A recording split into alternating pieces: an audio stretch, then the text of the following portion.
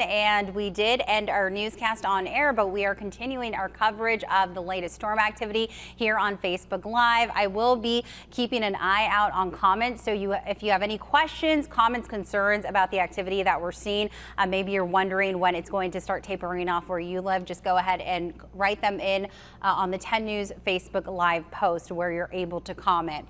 All right, so it's been very active to say the least. It has really been coming down, and we are getting multiple reports of flooding across the county, especially along the coastal neighborhoods. In fact, my colleague Jared Aarons just mentioned off camera that we are getting several reports of power outages due to this storm activity. Again, if you see anything that is a threat to the neighborhoods where you live, whether that be down trees or power outages, send them on into our 10 News Weather Watchers page or even comment on this post below. I do want to kick things off with a look at our satellite and radar composite and let you know where we're seeing some of the heaviest activity currently. As we go ahead and zoom on in, we're actually seeing breaks from the heavy stuff along a lot of our coastal and inland neighborhoods, but we're continuing to see that light to moderate shower activity now spanning along Del Mar, top of the Golden Triangle. We're also seeing it in parts of Tierra Santa and also right along the 94 in Dulzura. As far as precipitation rates go, I'm going to go ahead and just click on this cell here, about 11 inches per hour. That means if that cell were to kind of sit parked over that region for an hour, that's how much rain they would get within that 60-minute period, just so you know what we mean by that.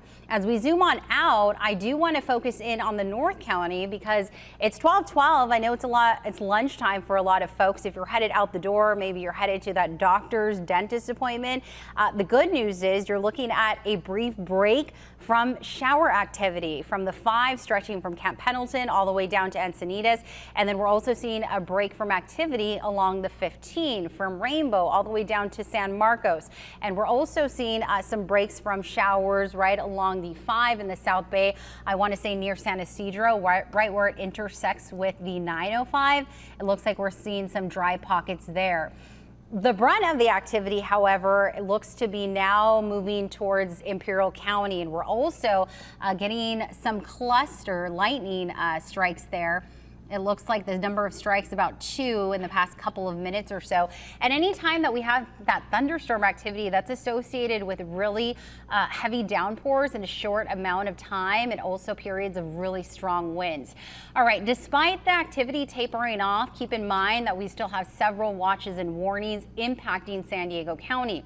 Those areas that you see highlighted in the red, that's where we have flash flood warnings, and you can see that it is triggered for the coastal and inland valleys, also parts of the deserts. The reason being is we are going to continue having that chance for thunderstorms, which, as we mentioned, could cause flash flooding. We also have a flash flood watch for the entire county, which is highlighted in the green color, and that was issued at 9 a.m. this morning, and that will take us all the way through 9 p.m. We have several models, including our European. This one is the GFS model, high resolution, and I'm going to go ahead and fast forward this. So this, if you look at the top right of your screen, this is at about noon. So this is actually around right now, and you could see shower activity really starting to taper off in the North County. And then as I fast forward to about 1 p.m. or so later on, it looks like the coast will finally see a brief break from the rain, and they'll actually dry out.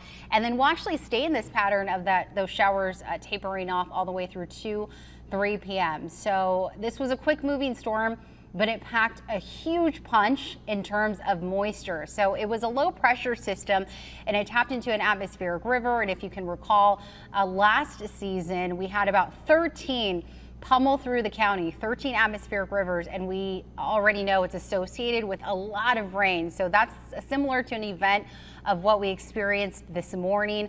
Over the past 12 hours, the National Weather Service has actually done a really nice job updating these numbers. Some reporting stations are putting in their numbers a little quicker than others, so these could continue to fluctuate as we get through your Monday. But take a look at Point Loma. They got close to 4 inches of rain. San Diego Airport got close to 2 inches, and we got about 1.5 inches in the South Bay and cities like Chula Vista. Oceanside got close to 2 inches. We got close to that as well for Escondido. And Fashion Valley, where we're also getting reports of several closures, got close to 2.5 inches. So it looks like this was a heavy rain event. And also we were tracking some really strong winds and most of that flow is coming out of the southeast. Right now it looks like we're tracking some pretty strong gusts of about 25 miles per hour. And when you mix in the rain along with the heavy winds, you're looking at low visibility. So just make sure that if you're traveling, if you have to travel, you're taking it slow, or perhaps you hold off entirely until we see dry conditions towards the late evening. Wind gusts futurecast, we will continue to have the deserts and mountains seeing some strong gusts up to 30-40 miles per hour.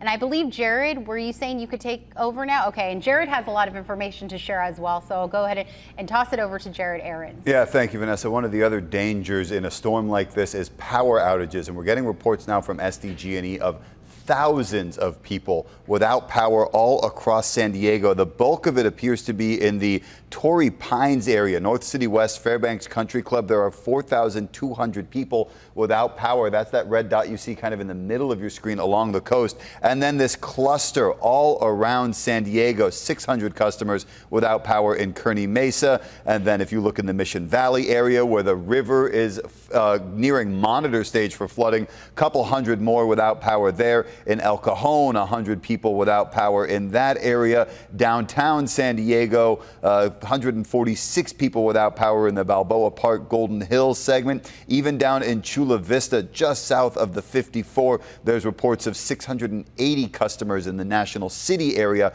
without power. So you see what the storm is doing to every part of the county. Skyline area, 500 people without power. And then you go over to the Mountain View, Lincoln Park, Logan Heights area, 3,300 people without power down in that area. So if you are out of power right now, maybe watching us on your phone, on Facebook, on your tablet, however, wondering what's going on, SDG&E says they are working to assess the damage and trying to make repairs to all of this. But this is all impacting people all across San Diego. And even as the rain goes away, Vanessa, as some of these storms move out of the area, the after effects of this, the roads that have been flooded, the power outages that are going on. We've heard about outages or road floods and closures from all over the area. The city of Encinitas announced a lot of road closures on Orpheus Avenue, the Union Street intersection with Vulcan. You have the Port of San Diego saying that a lot of streets along Harbor Drive, Laurel, Pacific Highway,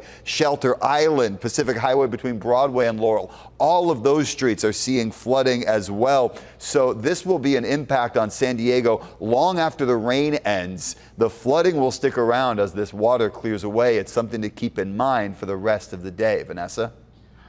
Right, and let's go ahead and zoom on into my graphics really quickly, if we can zoom on into that. And I wanted to give you a quick look outside really quick before we wrap things up. We are continuing again to see scattered showers. You could see it indicative of it on the lens here from downtown San Diego all the way to Mount Woodson. Looking ahead to your 7-day forecast, we haven't really talked about the temperatures too much, but although the showers and all that moisture will start exiting the region, those cool temperatures, Jared, will actually continue to linger. Daytime highs will be rather cool for the next several days along the coastal areas. Tonight will actually be on the mild side. We'll be close to 60 degrees, but notice how those overnight lows really start to dip. And the reason is because we'll have clearer skies, especially once we inch towards the evening hours.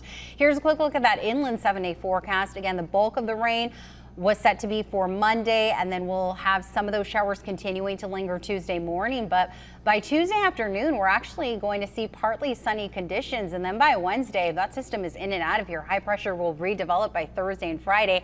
And we're actually looking at 70s re-entering the picture by the weekend. So yeah, if you canceled those plans last weekend due to the rain, hopefully you rescheduled them for this weekend, because we're looking at really nice conditions, and some of our microclimates will actually trend above seasonal. Daytime highs for the mountain areas will be in the mid to upper 40s, and then we'll see those daytime highs gradually start to climb about 5-7 degrees or so for the mountains. Your desert communities will be in the mid to upper 50s. Today was cool, and we'll see about a 10-degree jump in daytime highs on Tuesday, and then 70s re-entering the picture for the deserts. And that's actually still a bit cool for the deserts, but will stay pretty nice, sunny all the way through the weekend.